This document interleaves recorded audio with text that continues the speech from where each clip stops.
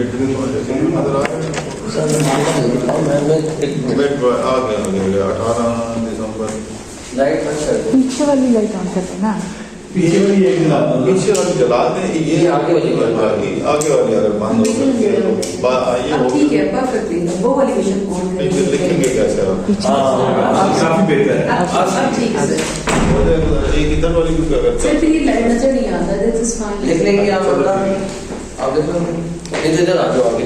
मैं ये जा सकता हूँ।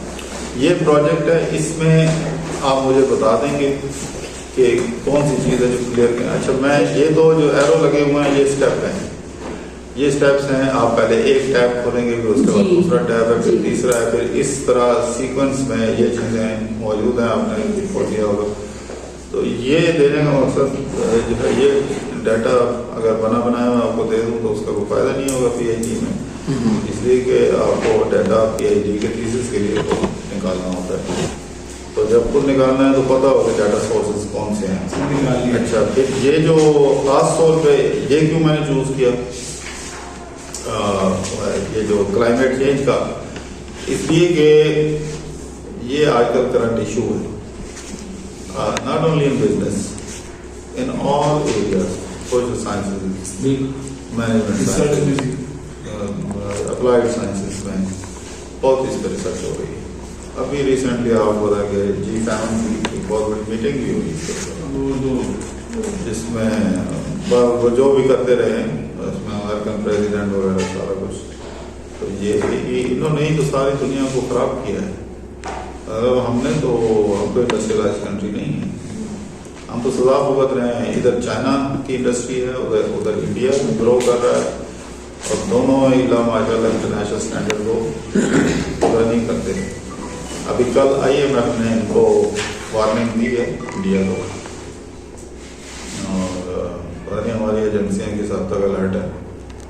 मैं तो वो थोड़ा सा वो इकोनॉमिक ग्रोथ इंटेलिजेंस यूनिट है, तो उसकी वजह से कुछ ना कुछ खबरें हमें आ जाती हैं। इंडिया को कुछ वार्निंग दिया उन्होंने, और उसका ये कि पाकिस्तान को ब्लेम किया जाता था कि जी यहाँ पे हमने एक्सचेंज रेट को मैनेज किया है, सप्लाई जो 2-3 दिन से माइनस में जा रही है, यही वजह तो नहीं है? वो और वजह हैं, वजूहत हैं, वो भी बताता हूँ। लेकिन ये जो मतलब ये इसकी इस इशू की मैं आपको इम्पोर्टेंस बता रहा हूँ कि इसमें IMF ने भी कोई थोड़ा सा आंखें खोली हैं। तो वो जब एडवांस कंट्रीज ये नुकसान पहुँचाती रही हैं तो उनको कुछ नहीं कहा। अब जाके वो एशिया में आगे उनको टारगेट कर रहे हैं इंडिया को।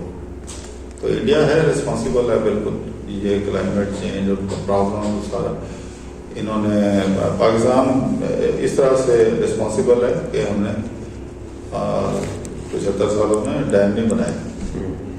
ये हमारे पास इंटरनेशनल जो रूल्स हैं, रेगुलेशंस हैं, उसके मुताबिक पाकिस्तान के पास ये राइट था कि वो डैम बना, क्योंकि ये हम जो है वो अपर स्ट्रीम से नीचे पानी इधर आता है तो हम बना सकते हैं। इंडिया की इजाज़त नहीं थी, लेकिन इंडिया ने डैम बनाए हैं। अनफॉर्चुनेटली ऐसे पीरियड में बनाए हैं जब पाकिस्तान में फौजी हुकूमत थी। इंडिया ने जब भी पाकिस्तान को नुकसान पहुँचाया अनफॉर्चुनेटली फौजी हुकूमत ने। एक हिस्टोरिकल रियलिटी है, किसी के साथ कोई दोस्ती दुश्मनी वाली बात नहीं, ऐसा ना हो कि बाहर जाए तो कर्नल साहब उठा के ले जाए। तो एक रियलिटी है जिसको समझना चाहिए। मतलब सियाचिन का नुकसान हुआ मिलिट्री गवर्नमेंट की, सियाचिन कैप्चर हुआ। इसी तरह जब ईस्ट पाकिस्तान सेपरेट हुआ मिलिट्री गवर्नमेंट की। इसी तरह वेस्ट पाकिस्तान के बहुत सारे हिस्से में कब्जा हुआ मिलिट्री गवर्नमेंट थी। डैम बने मुशर्रफ की गवर्नमेंट थी जो इंडिया ने बनाए। तो क्योंकि पब्लिक रिप्रेजेंटेटिव गवर्नमेंट नहीं थी, इसलिए कोई इंटरनेशनल प्रेशर हम इंडिया पे बिल्ड नहीं कर सके। इसी तरह कश्मीर 5 अगस्त और फिर जो उनका कॉन्स्टिट्यूशन जो क्लास जो 5A और 72 या 73 है, वो इंडिया ने उसको अमेंडमेंट किया, कॉन्स्टिट्यूशन अमेंडमेंट की, जहाँ पे अनफॉर्चुनेटली मिलिट्री गवर्नमेंट, तो वो भी इंटरनेशनल प्रेशर हम बिल्ड नहीं कर सके। तो ये क्लाइमेट के ऊपर भी इस वक्त अभी तक कोई strong public representative government Pakistan में नहीं है, इसलिए यहाँ पे पाकिस्तान इंटरनेशनली तमाम क्लेम्स के बावजूद कोई कुछ नहीं मिला। पाकिस्तान $30 बिलियन हमने क्लेम किया हुआ है। मैंने पहले भी बताया था $100 बिलियन से हमारा नुकसान ज़्यादा नुकसान हुआ है। तो ये इसका बैकग्राउंड है और इसका ये एक बहुत बड़ा स्कोप है हर फील्ड के लिए। आप ये फाइनेंशियल स्टेबिलिटी के ऊपर बात करें, इकोनॉमिक स्टेबिलिटी के ऊपर बात करें, मार्केटिंग के जो नए एवेन्यूज हैं, नए चैलेंजेस हैं, HR के पर्सपेक्टिव से बात करें, हर जगह ये जो है ये रेलेवेंट टॉपिक है। तो ये इसका बैकग्राउंड है, जिसकी वजह से उसमें आपने जब खोला होगा, जब खोलेंगे तो you will come across so many relevant variables, so many interesting variables which can be considered for research and PhD. तो उसको देखें। तो ये इसका बैकग्राउंड है। इसमें अच्छा, उसमें अगर आपने खासतौर पर पहला टैब खोला हो तो एक लंबी लिस्ट है, टेबल बना हुआ है जी जी, उसमें उन्होंने ग्रुपिंग की हुई है। हर रो के अंदर ना एक डिटेल दी हुई है, जैसे ये मैंने एरो किया, ये मैंने ऐसे किया, एक रो में है, ठीक है जी जी। इसी तरह बाकी रोज हैं, उसमें आप HR मार्केटिंग यानी सारे फील्ड उसमें कवर होते हैं। अगर आप उसको रिलेट करना चाहें बड़ी आसानी से कर सकते हैं। तो एक ये पर्पज है। फिर ये भी एक मकसद है कि आपको जो तकरीबन कोई 10-11 के करीब डाटा बेसिस मैंने शेयर किए हुए हैं। Yes. फर्स्ट लेक्चर के दौरान कोर्स ऑफलाइन में भी मेंशन है। तो basically this is one of them, just two question मैं आज ये देख रही थी IMF के डाटा पे जाके डाटाबेस पे कि how to find out the variable और इनका मैं डाटा वो डाउनलोड करूं। तो मैंने जो लास्ट टाइम पे ना सिलेक्टिंग एनी 10 वेरिएबल्स, तो अच्छा आई गॉट कंफ्यूजन। मुझे था कि मिटिगेशन के बाद जो transition to a low carbon economy, इसके अलावा भी देयर वर सो मेनी, ये सिर्फ इस एक इंडिकेटर के लिए 10 अलग होंगे, प्रोडक्ट बाय इनके लिए अलग 10 होंगे, किस तरह तो इस बात में जब आप खोलते हैं ना तो एक आपको एक बहुत लंबी लिस्ट नजर आती है वेरिएबल्स की, जिसमें कुछ वेरिएबल्स पे ज्यादा रहना है, कुछ पे नहीं है, ब्रेक हो जाता है, गैप आ जाता है कुछ अर्से के बाद। क्योंकि ये पहले तो ये डाटा तो ये शुरू से मौजूद था, since the Inception of IMF in 1947 सितंबर, उस वक्त से ये डाटा मौजूद है। लेकिन एडवांस कंट्रीज जानबूझ के ये डाटा IMF के फोरम पे नहीं लाते थे। एक इंटरनेशनल पॉलिटिक्स है कि फ्लो ऑफ रिसोर्सेज जो है वो डेवलपिंग इकोनॉमीज से डेवलप्ड इकोनॉमीज की तरफ है। एक दफ़ा 70s में ये इशू रेज हुआ था इंटरनेशनल फोरम पे, और 80s में, और उसको 10 साल लगे एक कंक्लूजन पे पहुंचने के लिए। उस पर फिर द इकोनॉमिस्ट मैगजीन है इंटरनेशनल लेवल का, उसमें इसकी रिपोर्टें आती रही। तो उसमें रिपोर्टें क्या थी, तकरीबन कोई 80s में जाके ये कंसेंसस हुआ यूनाइटेड नेशन के कि जितने एडवांस कंट्रीज हैं वो अपनी GDP का 0.1% कितना होता है, 0.1%।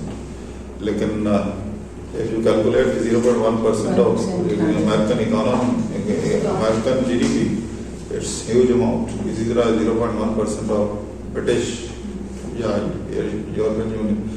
तो ये फैसला हुआ था कि ये 0.1% ऑफ GDP उन कंट्रीज पे स्पेंड करेंगे जिनके मसाइल इस तरह के होंगे। नंबर 1, जो हाईली इंडेटेड कंट्रीज हैं and they are unable to pay back. Number 2, the countries which are adversely affected by the industrial revolution, industrial development या मैन्युफैक्चरिंग सेक्टर की डेवलपमेंट जो एडवांस कंट्रीज में होती है। ये बाकायदा यूनाइटेड नेशन के फोरम के ऊपर एग्रीमेंट्स मौजूद है। लेकिन सबसे ज़्यादा इसकी वायलेशन अमेरिका ने की, कभी 1% नहीं किया इसमें क्लेम के बावजूद। जब ये कोविड आया, इसी तरह हमारे ये इंटरनेशनल लेवल पे बहुत सारे कंसेंसस हैं। अब आप क्योंकि PhD थीसिस लिखेंगे तो ये थोड़ा सा आपको पता होगा क्या क्या एरियाज हैं, क्या क्या इश्यूज हैं बैकग्राउंड।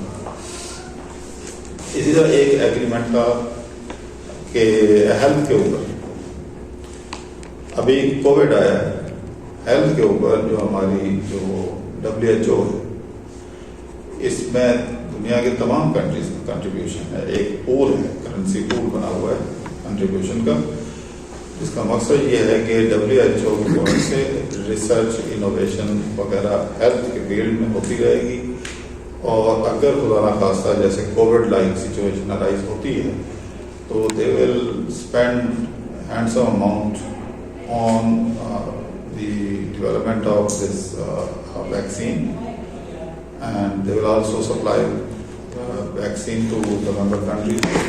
आप देख लें WHO ने कोई वैक्सीन सप्लाई नहीं की कोविड के दौरान। इंडिया दुनिया के वाहिद मुल्क है जिसने अपनी वैक्सीन खुद बनाई और मेजॉरिटी लोगों को लगाई है। उसके बाद चाइना है। चाइना को कुछ इंटरनेशनल लेवल पे भी कुछ सपोर्ट थी, फिर चाइना ने टेक ओवर किया WHO, जिसकी वजह से अमेरिका और चाइना की टसल हुई, वो उसको स्टेटमेंट्स भी आती रही, क्योंकि चाइना ने WHO को टेक ओवर इस सेंस में किया बिकॉज अमेरिका चाइना ने जब कंट्रीब्यूट किया तो ये एक टसल इंटरनेशनल चलती रहती है। तो यही क्लाइमेट के बारे में है ये सारी चीज़ें। इसी तरह बहुत सारे अर्ली वार्निंग सिस्टम बने हुए हैं। अर्ली वार्निंग सिस्टम जो है वो क्लाइमेट के बारे में भी हैं। They are also related to the financial system. Financial system में जो अर्ली जो फाइनेंस में स्पेशलाइजेशन कर रहे हैं उनके लिए BIS bank of international settlement जो IMF में अगर आप जाते हैं इसकी वेबसाइट पे, उसके लिंक में आपको BIS तक भी एक्सेस मिलती है, bank of international settlement. Now, according to the regulations of BIS, Bank of International Settlement, all the member countries of IMF are bound to follow Basel Accord 1, 2, 3 सुना होगा। जिसकी रेगुलर वो क्या है, उसमें मेन चीजें, वो तो बड़ा लंबा एक रिकॉर्ड है। मेन चीज ये है कि every institution is bound to value at risk every day, closing time. What is value at risk? Value at risk is the probability of incurring loss at the most. Probability of incurring loss at the most. इसके बाद उन्हें यहाँ finance में, तो ये early warning system के अंदर ये पूरा एक नेटवर्क है, फाइनेंस, इकोनॉमी, मौसमी हालात, क्लाइमेट चेंज वगैरह, हेल्थ, पूरा इसको कहते हैं जनरल इक्विलिब्रियम। ये जनरल इक्विलिब्रियम जो अर्ली वार्निंग सिस्टम है वो ये है कि उन्होंने ये मुख्तलिफ कंप्यूटर प्रोग्रामिंग की हुई है, मॉडल्स बनाए हुए हैं जिससे उनको मैसेज सिग्नलिंग होती है कि ये दुनिया के ये पॉकेट्स हैं which can be problematic. These are the countries, these are the regions where such and such events are occurring, and they can be a danger, potential danger for potential threat for the advanced countries. तो उनको करते हैं। यानी आप ये देखें कि वो जो B-52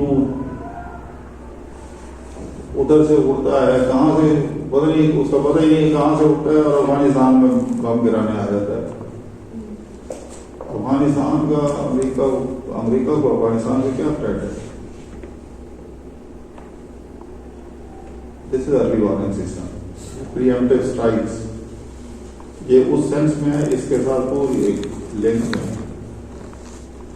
दुनिया की तमाम फोर्सेस के इसी तरह हेडक्वार्टर्स जो हैं वो they offer not only military training to their officers. Pakistan में अभी भी उसी पुराने ट्रेंड पे ही है। पेंटागन में इकोनॉमिस्ट का एक बहुत बड़ा ग्रुप है जो उनके थिंक टैंक इंडियन जो दामोदर गुजराती है, जिसकी इकोनॉमेट्रिक्स की स्टैट्स की किताबें शायद आपने पढ़ी होंगी, तो he is on the panel of pentagon. Damodar Gujarati अब तो बूढ़ा हो गया, फिर उसने अपनी एक स्टूडेंट जो उसके सजेशन थीसिस किया हुआ था संगीता, उसको एम किया, वो अभी तक वो फौज तो लड़ती है तो उनको ये फाइनेंशियल और कैलकुलेशन और ये स्टैटिस्टिकल मेथड सिखाना का मतलब ये है, एक हैरानकुन बात है, लेकिन एक पूरा एक कॉम्प्रिहेंसिव ट्रेनिंग होती है जो वो देते हैं अपने फोर्सेस के लोगों को कि कहीं जाते हैं ये तो क्या मसाइल किस तरह से। सिर्फ इराक से इन्होंने मतलब बिलियंस ऑफ टन ऑफ जो नेचुरल रिसोर्सेज हैं वो वहाँ से एक्सट्रैक्ट करके लेके गए। तो इसी तरह अफगानिस्तान के बाद मैं इस पर एक वीडियो भी बनाई थी जो रिसर्च बेस्ड है, उसमें होगी यूट्यूब पे अफगानिस्तान के ऊपर कि अफगानिस्तान के अंदर आगे अट्रैक्शन है क्या, पाकिस्तान कैसे पेनिट्रेट कर सकता है।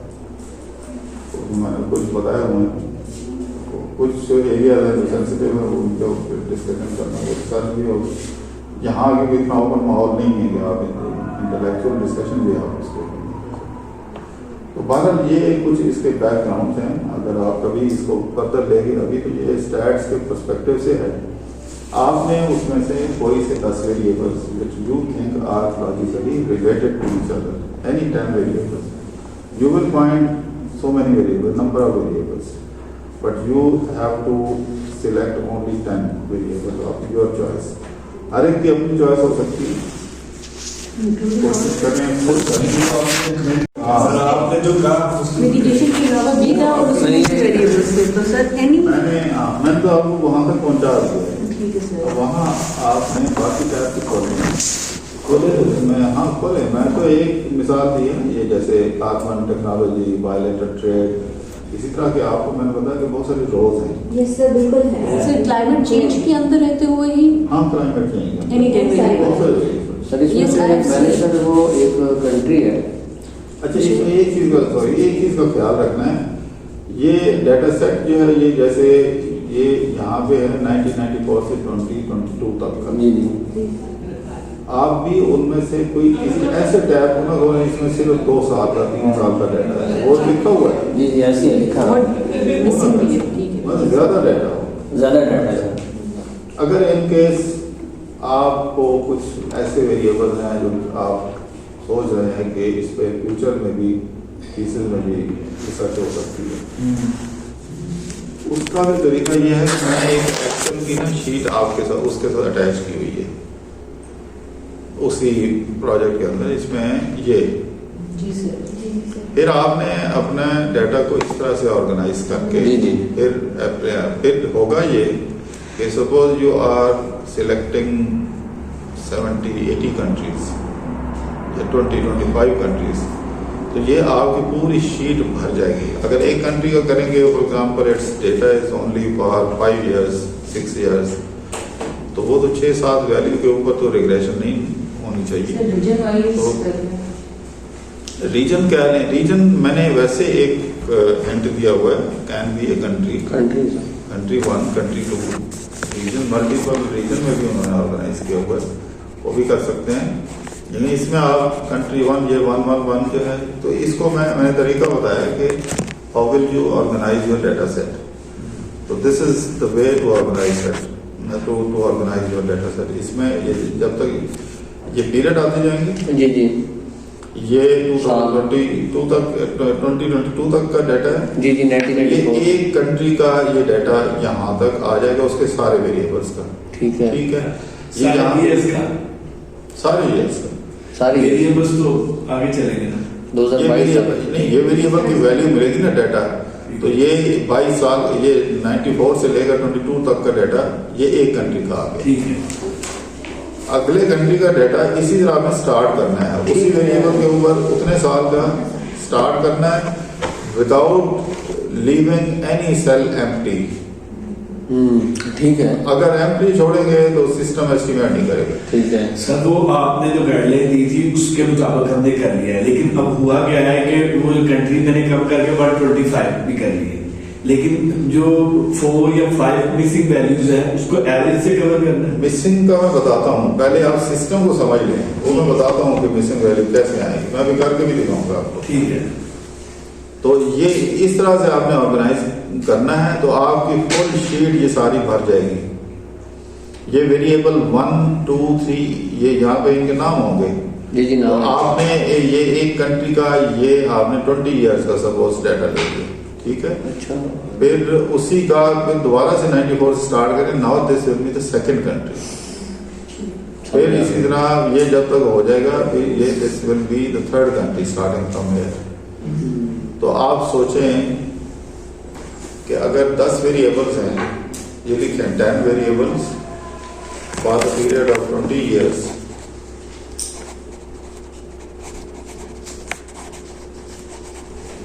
जी जी और कंट्री कर लें आप 50। 50 कंट्री। इन सारे नंबर को मल्टीप्लाई करें कितना सैंपल बनता है।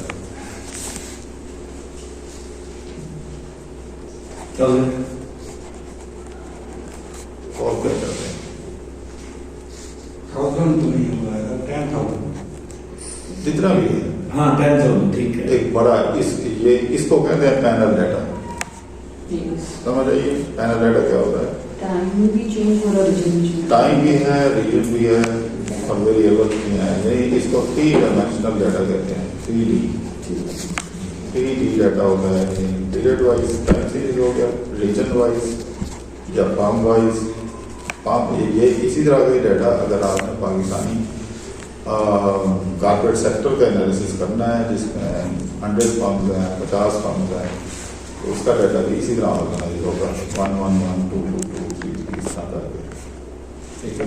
तो ये पैनल डाटा ये मैंने आपको गाइड किया है कि अगर फर्ज करें कि ऐसा ना हो कि आपका दिल टूट जाए कि मैं तो इस पर करना चाहता था लेकिन इस पर तो 5 साल का सिर्फ डाटा है, तो वो 5 साल का नहीं होगा। अगर उसमें 50 कंट्री हैं तो 50 × 5 आपको 25 और वेरिएबल 10 × 10, तो ये अच्छा खासा डाटा हो जाएगा। ठीक हो सर आपने मुझे लिखा है उसमें रीजन्स का, तो ये हम उसका रीजन वाइज उठा सकते हैं कि कुछ हम उस जी। रीजन से उठाएं, कुछ हम इससे उठाएं, फिर उसमें हाँ। देखते जाएं जिसमें ज़्यादा होगा उसका कम बैलेंस मिसिंग है। उनकी उठा दें। हाँ यही मैंने लिखा। यही करेंगे सर। ठीक है ये ठीक है। अब ये जो है ना मिसिंग वैल्यू फर्ज करेंगे इसको मैं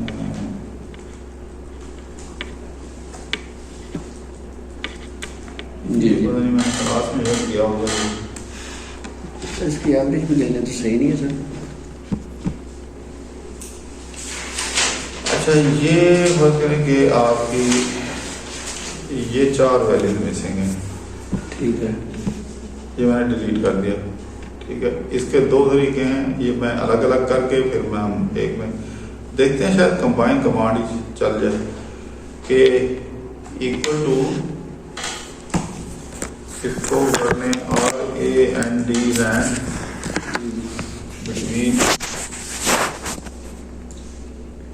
बिटवीन, हाँ जी, मिनिमम ऑफ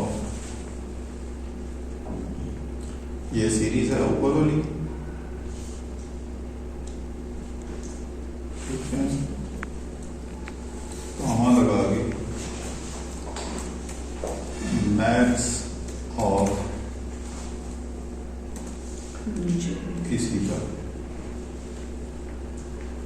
ठीक है। उसके बाद ब्रैकेट क्लोज कितनी आएंगी 2, आगे एक और आएगी जगह, चलो बोल देगा अगर गड़बड़ होगी ना। ये मैं आपको दो ब्रैकेट ओपनिंग एंड क्लोज में कहता है कि कोई मसला, पर इसको देखें 1, 2, 3, 1, 2 एक और आएगी 3 हो गई। ब्रैकेट हो गया ऊपर के लिए आपने बॉटम में आपसे नीचे वाले तो नहीं अच्छा। सिलेक्ट करने हैं? 4 है सर, 4 ऊपर है और 4 नीचे है। बीच में कामा नेक्स्ट कामा करके मेरा घर करता है, हाँ ऐसे करेगा, ठीक है। मैं समझ गया, ये टॉप का अलग करता है, ब्रैकेटिंग का ये मसला है। चलिए एक देखिए सेकंड आप शेयर कर ले। आखिरी उठाने 3 आएगी, हाँ होगी। हो गया भाई ये काउंटिंग ऑफ ब्रैकेट जरा वो एहतियात कर लें और बोला अच्छा, अब ये इसने ये ऊपर फॉर्मूला लिखा हुआ है, नजर ठीक है सर। तो आप मुझे बताया ना जी। ये अच्छा, कितनी ब्राइट आपने बनाई थी? ये लॉजिकली फॉर्मूला मैं दोबारा भी लिख देता हूँ, कोई मसला नहीं है। सर मेरा आ गया है। हाँ, ये देखें, ये फॉर्मूला है, ये मैंने लिखा हुआ rand between minimum of series comma, हम कामा उसको बोल रहे थे, गलती कर रहे थे, मैक्सिमम ऑफ सीरीज। 1%। इसको आप कॉपी कर लें या जो भी पिक्चर बनानी है, ये फॉर्मूला है। बस ठीक है। ठीक है, ये मैंने यहाँ पे एंटर कर दिया। अब आप इसको जो है ना वो ड्रैग कर लें, ये आपकी मिसिंग वैल्यूज आपकी आ गई। मैक्सिमम का H2 से H5 ये रैंडम इसको कहते हैं। अच्छा, ये कोई एक मेथड नहीं है, एवरेज। इंशाल्लाह हम जहाँ जहाँ इसकी जरूरत पड़ेगी, इसके कई तरीके हैं, सिर्फ सॉफ्टवेयर में कई तरीके हैं। एक्सेल में ये एक तरीका है, इसी तरह और भी तरीके हैं, वो भी हम साथ साथ करेंगे। अभी आप इतना कर लेंगे तो एक्सेप्टेबल है। आपने इसको कहते हैं रैंडमली जनरेटेड मिसिंग वैल्यूज। अब जब हम रैंडमली जनरेटेड मिसिंग वैल्यूज निकाल रहे हैं, इसकी लॉजिक को समझ लें। ये कल को सवाल आपसे हो सकता है जब आप डिफेंस कर रहे होते हैं ना अपना, यस सर। तो उसको क्वेश्चन आता है क्या हमने मिसिंग वैल्यूज कैसे जनरेट की और इसकी जस्टिफिकेशन क्या है। जस्टिफिकेशन इसकी ये है कि एक तो we are not going out of the range, ठीक है। नंबर 2, हमारी assumption ये है कि missing values are never perfect values, they are estimated values. ठीक,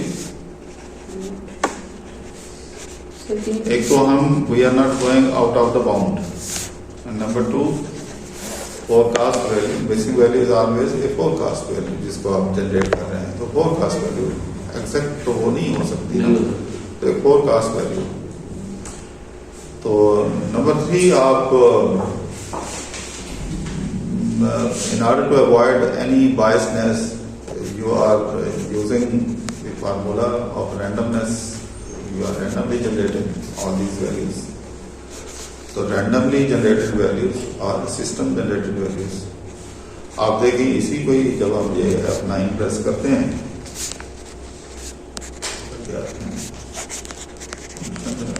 ये देखिए ये चेंज होना शुरू हो जाती है। क्या प्लस किए? F9 की प्रेस करेंगे, ये चेंज हो रही है।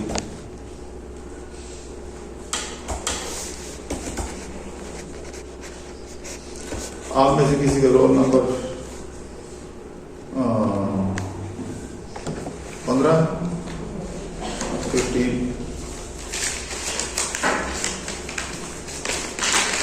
कैसे पता चलेगा?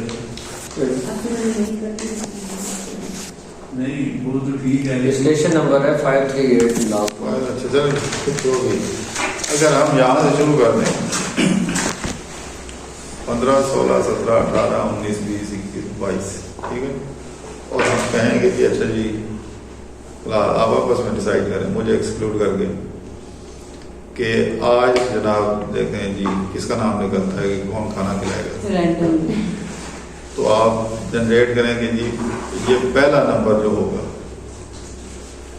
कि मैं F9 की प्रेस करूंगा 1 मिनट के लिए, 1 मिनट के बाद रोक लूंगा।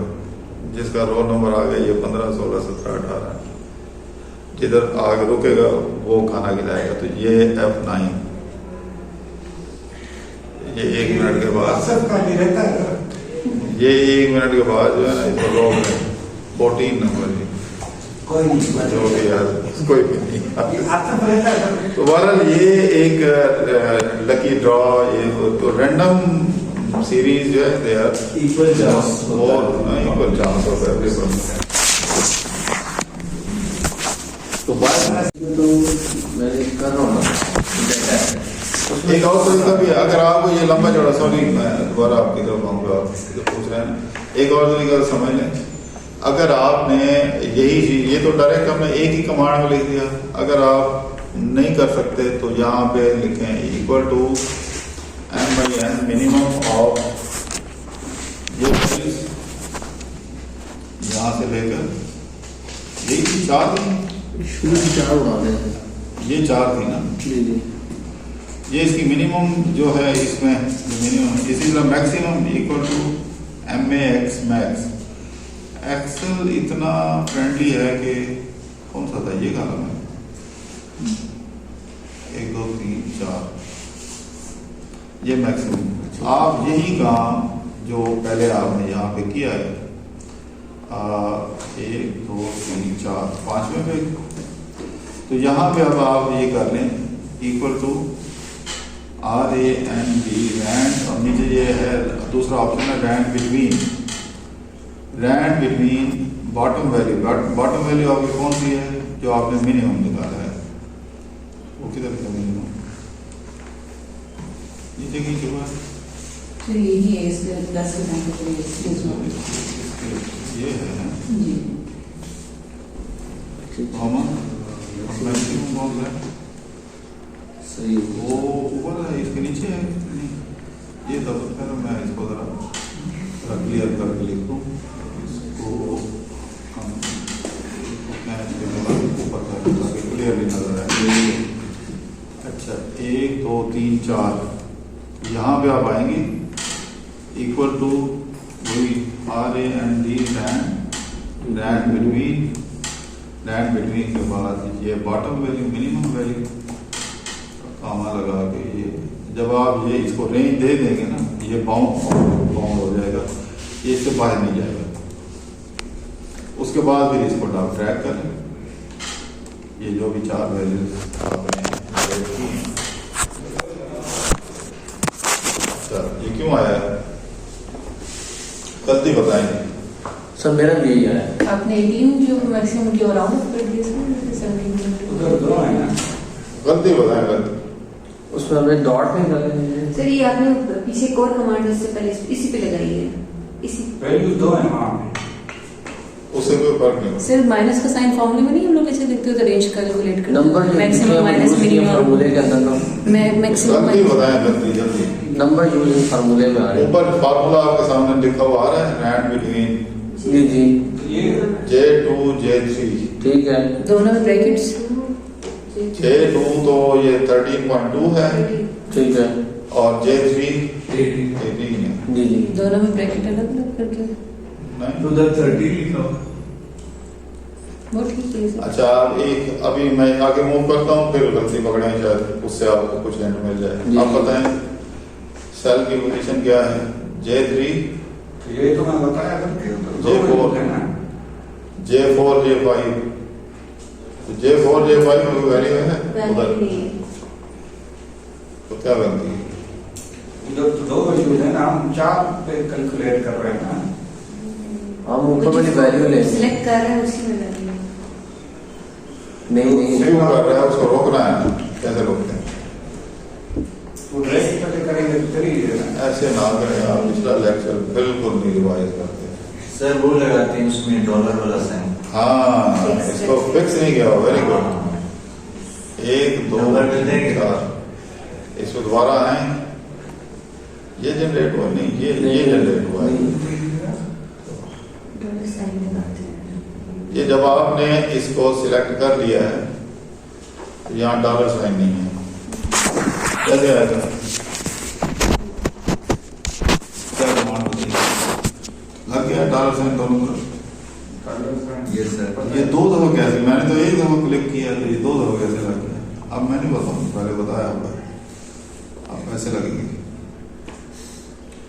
अच्छा अब देखिए ये दोबारा इसको, ये तो मैं तो 1 दफा दबाता हूँ, ये दोनों तरफ कैसे लग जाता है? सर दोबारा एंटर। दोबारा नहीं, 1 दफा किया, एक ईमानदारी से बता रहा हूँ। एक F4 से आएगा ना डॉलर साइन। तो यही पहले पढ़ के आया करें, अब इधर आपको मिल गया। ये देखें सर, फिर भी फिर भी तो याद होना चाहिए ना। हाँ, तो काम किया। नहीं, हाँ ये तो फिंगर टिप्स पे अब होनी चाहिए थी। सर अब ओ सर यार बहुत है बहुत। मेरा फिर भी यही आगे नाम नहीं आया सर। एक साथ बैठे ना। तो इसको जब आप लेके जाएंगे तो फिर ये ठीक हो जाएगा। ठीक हो गया? सर ये कैसे? ड्राइव किया है, अब आगे भी ड्राइव करने दो, सारे रैंडमली जनरेट हो जाएंगे जितना मर्जी कर। सर पहले मिनिमम निकाला फिर मैक्सिमम निकाला, उसके बाद रैंडम का फॉर्मूला लगाया, बेशक उसको वो आया नहीं सर नाम। हमने वही किया है जो पहले किया था और अभी भी वही किया। पहले ये था कि एक ही कमांड में दोनों चीजें मिनिमम मैक्सिमम भी उसको कहा था साथ। हमने पहले, अब इस बात को समझे, हमने पहले क्या किया था, पहले हमने इसको कहा एक्सेप्ट कि रैंक बिटवीन, अब वो कहता है बिटवीन क्या, बॉटम हम कहते हैं कि इन चार वैल्यू में से मिनिमम सिलेक्ट करो, फिर कॉमा लगा के फिर हम कहते हैं कि अब इन चार वैल्यू में से मैक्सिमम सिलेक्ट करो। एक ही कमांड में सब कुछ बता दिया उसको। ठीक है सर। अब हमने कहा कि ये मिनिमम है, अब ये मैक्सिमम है, हमने खुद कैलकुलेट की हुई है, बस आप इन्हीं के अंदर रहो, बाहर नहीं जाना। उसने कर दिया, ठीक होगी। तो ये इस तरह से है। आप फिक्स, चलिए आप ये फिक्स उसमें भी लगा सकते हैं, उसमें भी जब आप डायरेक्ट कमांड देते हैं उसमें भी जब आप कर लें मिनिमम, उसके बाद लिख दें फंक्शन F4। नहीं वो तो आपका अपना कीबोर्ड होगा ना, मेरे में वो लेना, किसी कीबोर्ड में शिफ्ट से आता है, किसी में फंक्शन FN से आता है, F9 आप याद रखें जो भी आपका सिस्टम। हाँ ये और कोई इसमें क्लियर? बस यही क्वेश्चन था। गुड है यार।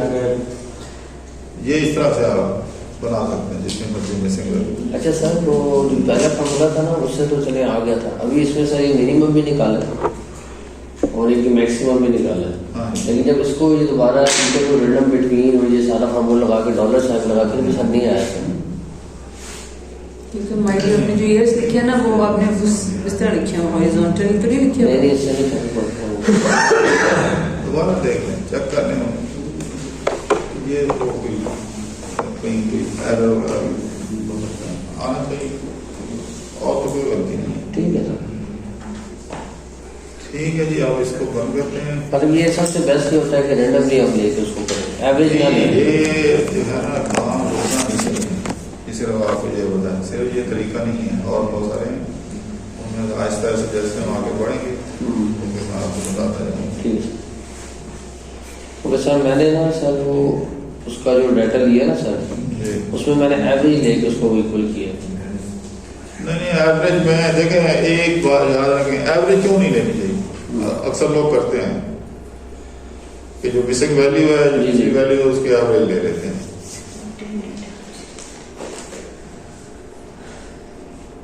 रिग्रेशन एनालिसिस जब आप करते हैं तो उसकी असम्पशन में है कि इंडिपेंडेंट वेरिएबल्स की वैल्यूज चेंज हो।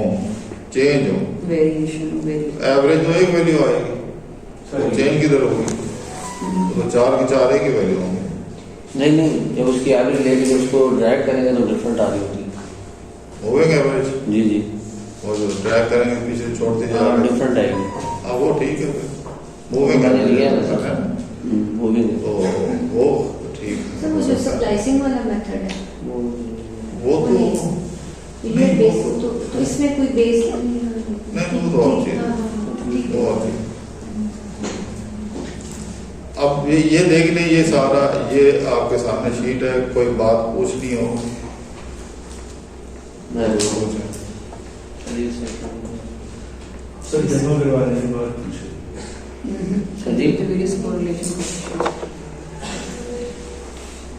ये इस तरह रीजन करते हैं सर, हाँ जी। ये बीच में सर ये देखें डिफरेंट वेरिएबल्स हैं और इसमें जो मिसिंग ईयर कहाँ लिखे हैं उन्होंने? सर ये लिखे खुद लेकर सारा नीचे तक जा रहा है। सेकंड 2022 और ये सर इसके डिफरेंट वेरिएबल्स हैं थर्ड में और जो मिसिंग थे उसको मैंने एवरेज से लगा के फॉर्मूला उसको ठीक है। अच्छा, आप ये जब आप करेंगे एक्सेल में तो ऊपर वेरिएबल के बड़े बड़े नाम हैं, आप उनकी जिस तरह मैंने आपको दिखाया हुआ है कि आप एब्रिविएशन यूज करें। ये शॉर्ट नेम जिस तरह से है, ये देखें ना, और नहीं लिखा हुआ POW।